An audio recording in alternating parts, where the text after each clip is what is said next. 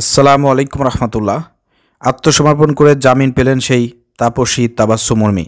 কে এই তাপসী তাবাস্সুম মুরমি? সে হচ্ছেন একজন বঙ্গবন্ধুর সৈনিক এবং ২০২৪ সালের যে আমাদের যে বাংলাদেশ স্বাধীন হয়েছে, এই স্বাধীন হতে যে আমাদের আবু সাইদ থেকে শুরু করে মুগ্ধ, ওয়াসিম আরও যারা জীবন দিয়েছে, এসব শহীদদেরকে নিয়ে এই মেয়েটি একটি বিরূপ মন্তব্য করেছিল। তিনি হচ্ছেন একজন সহকারী কমিশনার। প্রিয় দর্শক, এই মেয়েটি সরকারি চাকরিরত অবস্থায় বর্তমান সরকারকে নিয়ে তিনি সমালোচনা করেছেন, ইউনূস সরকারকে নিয়ে সমালোচনা করেছেন। এছাড়া আমাদের এই স্বাধীন ২৪ বাংলাদেশে তিনি আবু সাইদকে নিয়ে কটাক্ষ করেছেন, যার কারণে তার বিরুদ্ধে মানহানি মামলা করা হয়। মানহানি মামলার পরে তাকে সাময়িক বরখাস্ত করা হয়। সহকারী কমিশনার তাপসী তাবাস্সুম মুরমি আদালতে পরবর্তীকালে আত্মসমর্পণ করেন, পরে তাকে জামিন দেওয়া হয়েছে। এই জামিন দেওয়ার পিছনে কার হাত রয়েছে এটা আমাদেরকে দেখতে হবে। প্রিয় দর্শক, আজ বৃহস্পতিবার সকালে তিনি ঢাকার মেট্রোপলিটন ম্যাজিস্ট্রেট মোহাম্মদ ইমরান আহমেদের আদালতে আত্মসমর্পণ করে আইনজীবীর মাধ্যমে জামিন আবেদন করেন। বাদীপক্ষ তার জামিনের বিরোধিতা করা হয়। শুনানি শেষে আদালত তার জামিন মঞ্জুর করেছেন। দেখেন, বাদীপক্ষ তার জামিনের বিরোধিতা করা সত্ত্বেও দেখেন আদালত তাকে জামিন দিয়ে দিয়েছে। এরকম একজন কি বলবো, শহীদদেরকে নিয়ে কটাক্ষ করেছে এবং আওয়ামী লীগের কর্মী। সে নিয়মিত ৫ই আগস্টের পর থেকে তার যদি ফেসবুক পেজ দেখেন আপনি, সেখানে সে প্রোপাগান্ডা এবং আওয়ামী লীগের সেই ২, ৫, ১০ বছর আগের কোনো মিছিল টিছিল সেগুলো ছাড়িয়ে দিচ্ছে, আপলোড করছে এবং সেখানে ক্যাপশন দিচ্ছে যে আওয়ামী লীগ জেগে উঠছে, ছাত্রলীগ জেগে উঠছে, হাসিনা ফিরে আসবে, চট করে ঢুকে যাবে। বিভিন্ন রকমের প্রোপাগান্ডায় সে নিযুক্ত।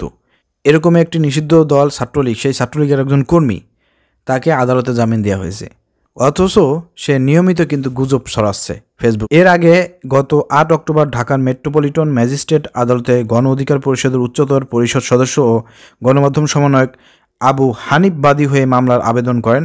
ওই দিন বাদীর জবানবন্দি রেকর্ড শেষে আদালতে আসামিকে ২৮ নভেম্বরের মধ্যে আদালতে হাজির হতে সমন জারি করে।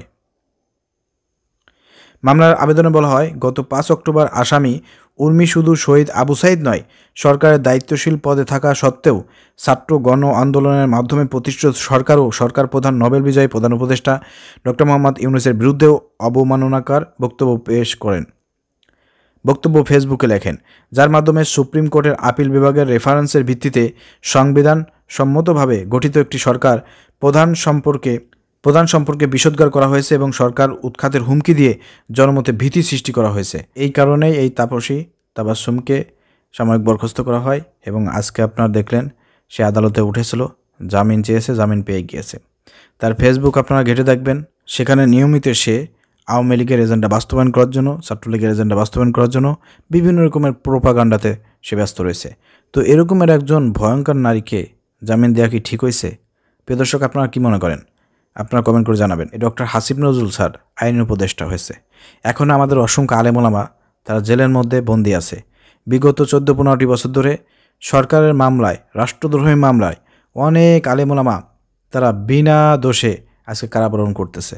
অনেকে ডিজিটাল নিরাপত্তা আইনে মামলা খেয়ে কিন্তু সরকারের বিরুদ্ধে কথা বলার কারণে, আপনার দুর্নীতির বিরুদ্ধে কথা বলার কারণে, আপনার দেশ নিয়ে কথা বলার কারণে, আওয়ামী লীগের বিরুদ্ধে কথা বলার কারণে অনেকেই কিন্তু মামলার শিকার হয়ে জেলের মধ্যে বন্দী আছে।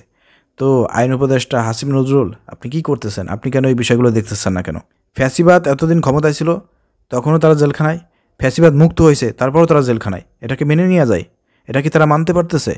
হাসিব নজরুলের উচিত একেবারে সে এইগুলো নিজে যায় জেলখানায় গিয়ে এই ধরনের লোক কারা আছে, কাদের বিরুদ্ধে এই ধরনের মামলা আছে, তাদেরকে মুক্ত করে দেয়া, তাদেরকে খালাস করে দেয়া। জানি না সে কী করতেছে। আসলে এই ধরনের আইন উপদেষ্টা আমরা চাই নাই। এই ধরনের আইন উপদেষ্টা আমরা আসলে চাই নাই। কেন তাকে আইন উপদেষ্টা বানানো হয়েছে আমাদের জানা নাই। তাদের কাছ থেকে আমরা কাঙ্ক্ষিত কোনো ফলাফল পাচ্ছি না। অথচ যারা আওয়ামী লীগের দোসর আছে, ফ্যাসিবাদ আছে, যারা প্রকাশ্যে ফেসবুকে ওপেন বর্তমান সরকারকে নিয়ে লেখালেখি করে, বিরুদ্ধে কথা বলে, শহীদদের বিরুদ্ধে কথা বলে, তাদেরকে জামিন দেওয়া হচ্ছে। আর আমাদের যারা দেশপ্রেমিক ভাই, যারা এতদিন সরকার বিরুদ্ধে কথা বলার কারণে এতদিন ধরে জেল খাটতেছে, তাদের কোনো মুক্তি হচ্ছে না। এটা ঠিক না। এর জন্য হাসিব নজরুলকে একদিন জবাবদিহি করতে হবে। যেদিন ক্ষমতা থাকবে না, ওই দিনকে জবাবদিহি করতে হবে।